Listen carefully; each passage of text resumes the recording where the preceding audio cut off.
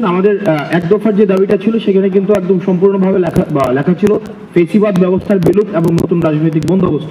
দেখেন আমরা যখন এই যে বলা হচ্ছে যে সংস্কারের মূল প্রবর্তক হচ্ছে তারেক জিয়া সাহেব, তো দেখেন এবং জুলাই বলা হয়েছে গত বছরের জুলাই 21 দফা দাবি দেওয়া হয়েছে। কিন্তু আমরা যদি 28 অক্টোবরের যে ঢাকার যে কর্মসূচিটি যদি আমরা দেখতে চাই, সেই কর্মসূচিটি যদি আপনি অ্যানালিসিস করেন তাহলে দেখবেন সেখানটায় কিন্তু আমরা সফল হইনি, এবং সেখানে সমাজের যত ধরনের মানুষ রয়েছে, সমাজের সব ক্লাসের মানুষ কিন্তু সেখানে অংশগ্রহণ করেনি। আজকে এই সারিতে কিছু ছেলে ছিল, তাদের বয়স হতে 12 বছর, 14 বছর, 18 বছর, ওই ছেলেটা আগামী নির্বাচনে ভোট দিবে না। আমাদের একটা কথা মাথায় রাখতে হবে, শুধুমাত্র একটি ভোটের অধিকারের জন্য এই গণঅভ্যুত্থানটি হয়নি, শুধুমাত্র একটি ভোটের অধিকারের জন্য যে শুধুমাত্র আমি ভোট দিব। দেখেন বিদ্যমান রাজনৈতিক কাঠামোটি রেখে পরবর্তীতে আমরা যতই নির্বাচন দেই না কেন সেই নির্বাচনের গ্রহণযোগ্যতা কিন্তু থাকবে না। এবং এই জিনিসটি কিন্তু এটি আমার কথা না, এই কথাগুলো ফেসিবাদ বিরোধী আন্দোলনে যারা ছিল তার তৎকালীন সময় একটা উল্লেখযোগ্য ভূমিকা পালন করেছে বিএনপি কিন্তু গত 16 বছর ধরে এই কথাগুলি বলে আসছে যে বিদ্যমান সংবিধান রেখে, বিদ্যমান হচ্ছে নির্বাচন কাঠামো রেখে, বিদ্যমান হচ্ছে যে প্রশাসন রেখে আমাদের কখনোই যে নির্বাচনটি হবে সেই নির্বাচনটি কখনোই পার্টিসিপেটরি কোনো ইলেকশন হবে না। সুতরাং এটির জন্য আমাদের রাষ্ট্র কাঠামোর একটা ব্যাপক ধরনের পরিবর্তন প্রয়োজন।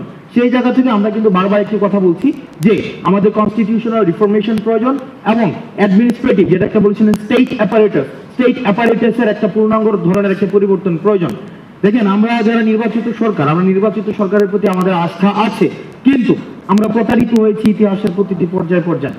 আমরা যখন 98-তে 3 বছর ভিত্তিতে যে অভ্যুত্থানটি হয়েছিল সেটি পরবর্তীতে কতটা মানুষের আকাঙ্ক্ষার প্রতিফলন ঘটাতে পেরেছিল সেটি আজকে প্রশ্ন রাখতে চাই। দ্বিতীয়ত 71 পরবর্তী স্যার এখানে বসে আছেন, আমরা দেখেছি 71 পরবর্তী সময়ের কিছুদিন পরে আমরা প্রতারিত হয়েছি। 24 পরবর্তী সময়ে আমরা দেখেন আমাদের যারা সিনিয়র রয়েছেন, যারা রাজনীতি করছেন এত বছর ধরে, আমরা আপনাদের ক্ষতটাকে আমরা মনে করে দিতে চাই।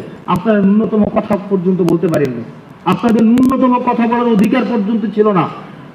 আপনাদের দলের যিনি নেত্রী, উনার ন্যূনতম চিকিৎসার অধিকার পর্যন্ত ছিল না, তাকে বন্দী করে রাখা হয়েছে। আমরা বলছি না আমরা রাজনৈতিক দলগুলো থেকে আমরা এমন না যে আমরা এমন কোনো বক্তব্য দিচ্ছি যেটা রাজনৈতিক দলগুলোর সাথে কনফ্লিক্টিং হচ্ছে, বিষয়টি এমন না। আমরা চাচ্ছি যে বেসিক যে সংস্কারগুলো ছিল এই বেসিক সংস্কারগুলো আগে সম্পূর্ণ হবে এবং সেটি হচ্ছে আমাদের একটি গ্রহণযোগ্য নির্বাচনের দিকে নিয়ে যাবে। বিষয়টি এমন না যে সংস্কার হলে নির্বাচন সম্ভব না, আবার নির্বাচন হলে সংস্কার সম্ভব না। নির্বাচন এবং সংস্কার এই দুটি সাইমultaneously চলবে। তবে রাজনৈতিক দলগুলো বিগত এত বছর ধরে যে সংস্কারগুলো মানুষকে দিতে পারেনি সেই জিনিসগুলো আমরা চাচ্ছি অন্তর্বর্তীকালীন সরকারের মধ্য দিয়ে হোক। ভাইয়ের একটা কথার সাথে আমি পোলাইটলি ডিসএগ্রি করব, শুধুমাত্র যে নির্বাচিত সরকারের মধ্য দিয়েই জনগণের সেটি হয়, সেটি আমরা গত বছর আওয়ামী লীগ কিন্তু বারবার বলছে আমরা নির্বাচিত সরকারের মধ্য দিয়ে এসেছি, আমাদের ম্যান্ডেট আছে এবং তারা যা ইচ্ছা তা করেছে কনস্টিটিউশন নিয়ে তাদের মন মতো করে তারা সেদিকে সাজিয়ে গুছিয়ে যা ইচ্ছা তা করেছে। দেখেন এই সরকারের তাহলে ম্যান্ডেট কি? এই সরকারের ম্যান্ডেট হচ্ছে গণঅভ্যুত্থান।